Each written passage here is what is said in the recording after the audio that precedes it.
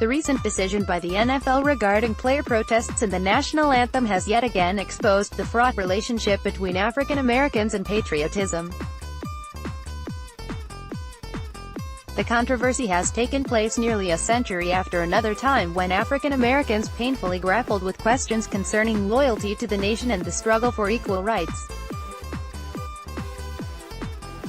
W.E.B. Du Bois, Library of Congress Prints and Photographs Division in July 1918, at the height of American participation in World War I, W.E.B.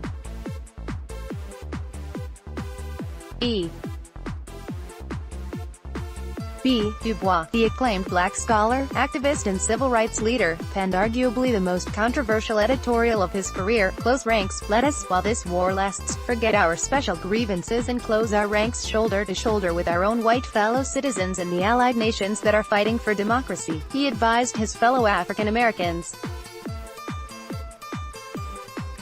Du Bois acknowledged that this was no ordinary sacrifice, but black people would nevertheless make it, gladly and willingly, with our eyes lifted to the hills. Pressured from league owners, white fans, and the President of the United States, black NFL players are now faced with the dilemma of closing ranks and forgetting their special grievances, or continuing to protest against racial injustice. The history of African Americans in World War I, as I have explored in my work, offers important lessons about how to confront this challenge. The NFL race and the national anthem. Last season, during the playing of the national anthem, dozens of NFL players kneeled, locked arms and raised their fists in protest against police and state-sanctioned violence inflicted upon African Americans. Their actions elicited a fierce backlash, much of it fueled by President Donald Trump, who encouraged his overwhelmingly white base of supporters to boycott the NFL so long as players, in his view, continued to disrespect the flag. Seeking to avoid further controversy, on May 23, Commissioner Roger Goodell announced that for the upcoming season, all team and league personnel on the field shall stand and show respect for the flag and the anthem. Not following this directive could result in teams being fined and players subject to appropriate discipline. Approximately 70% of the players in the NFL are African American. They have also been the most visible faces of the national anthem protests, which began in 2016 with quarterback Colin Kaepernick, who is currently unemployed and suing owners for collusion to keep him out of the league. I see the decision by the NFL as an unmistakable attempt to police the actions of its majority black workforce, impose what amounts to a loyalty oath, and enforce through intimidation and threat a narrow definition of patriotism. The message is clear: either demonstrate unqualified devotion to the United States or be punished. African Americans in World War I. African Americans confronted the same stark choice during World War I. In previous conflicts, African Americans had sacrificed and shed blood for the nation. But patriotism alone has never been enough to overcome white supremacy. By 1917, as the United States prepared to enter the World War, disfranchisement, Jim Crow segregation, and racial violence had rendered African American citizens in name only. Black people thus had every reason to question the legitimacy of fighting in a war that President Woodrow Wilson declared would make the world safe for democracy. African Americans immediately exposed the hypocrisy of Wilson's words, while also seizing the opportunity to hold the United States accountable to its principles. Did this, in part, by serving in the Army, as some 380,000 black soldiers labored and fought to not just win the war, but to also make democracy a reality for themselves. African Americans also recognized the importance of protest. Discrimination and racial violence continued throughout the war, highlighted by the East Street Louis massacre in July 1917, where white mobs killed as many as 200 black people. In response, the National Association for the Advancement of Colored People organized a silent protest parade in New York City, where more than 10,000 black men, women and children peacefully marched down Fifth Avenue carrying signs, one of which read, "Patriotism and loyalty presuppose protection and liberty." Closing ranks, and the costs just as it does today. Protesting racial injustice during the war carried risk. The federal government wielded the repressive power of American nationalism to crush disloyalty to the United States. The Espionage Act, 1917, and Sedition Act, 1918, severely curtailed civil liberties by criminalizing disloyal, profane, scurrilous, or abusive language. 100% Americanism entailed the policing of immigrant communities, restricting freedom of the press, jailing anti-war activists, and monitoring African Americans, including W.E.B.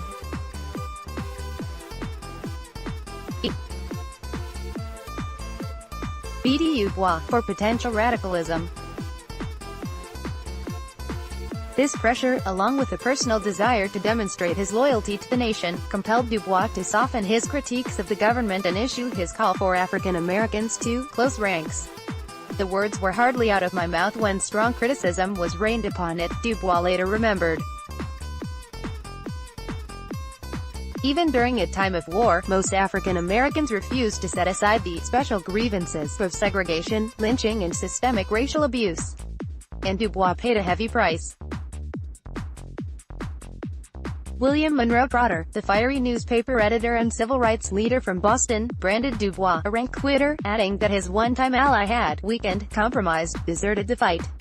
But African Americans, having fought for democracy, would surely be rewarded for their loyal service and patriotic sacrifices, Dubois reasoned. To the contrary, they were greeted with a torrent of racial violence and bloodshed that came to be known as the Red Summer of 1919. White people, North and South, were determined to remind black people of their place in the nation's racial hierarchy. Race riots erupted throughout the country and the number of African Americans lynched skyrocketed, including several black veterans still in uniform. The NFL's decision is essentially an attempt to appease the mob in 2018. Echoing the backlash following World War I, the vitriolic reactions to the national anthem protests reflect what happens when African Americans physically and symbolically challenge an understanding of patriotism rooted in white supremacy and racist ideas of black subservience.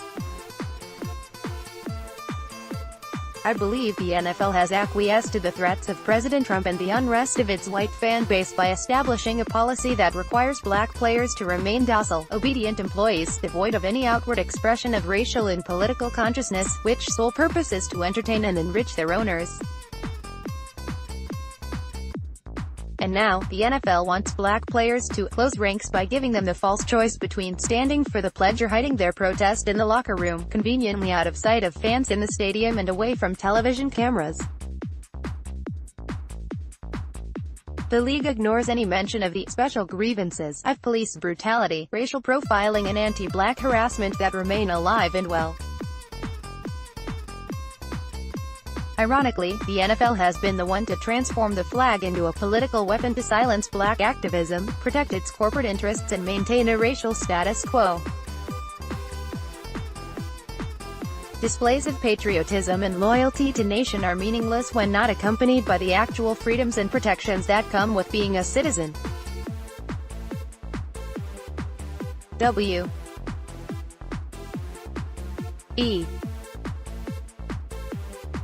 Dubois would spend the rest of his life questioning his decision for African Americans to close ranks during World War I. He ultimately recognized that until America reckoned with its racist history and embraced the humanity of black people, the nation would remain deeply wounded. At the age of 90, reflecting on the questions that shaped his decades of struggle, Dubois pondered, "How far can love for my oppressed race accord with love for the oppressing country?" And Wendy's. Loyalties diverge, where shall my soul find refuge? Like the battlefields of France 100 years ago, the football fields of NFL stadiums are just one place where African Americans have historically sought to answer these questions. And simply closing ranks has never been sufficient. In this moment of racial repression and moral mendacity, when the ideals of democracy are undermined daily, the debate over national anthem protests reminds us that the fight to affirm the sanctity of black life is much longer and deeper than a Sunday afternoon game.